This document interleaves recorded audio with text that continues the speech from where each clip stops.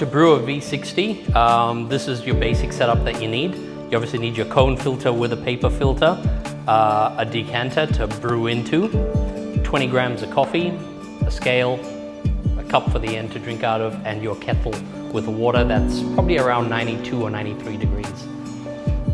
All right, so super simple to start. Everything goes on the scale, zero it off, add your 20 grams of coffee in.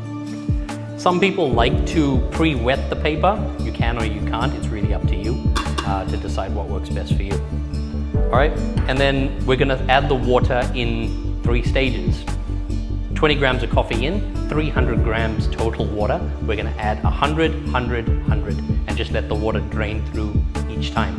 All right, so I'm gonna start pouring.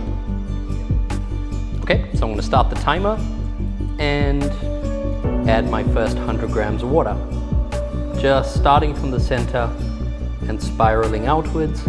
As soon as I hit 100, stop. I'm gonna let it drain through and then add the next 100, let it drain through and then add the last 100. Super simple.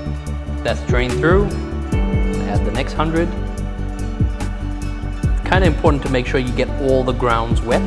All the water should go through all the coffee. So I'm trying not to let anything stay high and dry up on the paper. A little bit of a stir sometimes helps, just to keep all the grounds in the brew.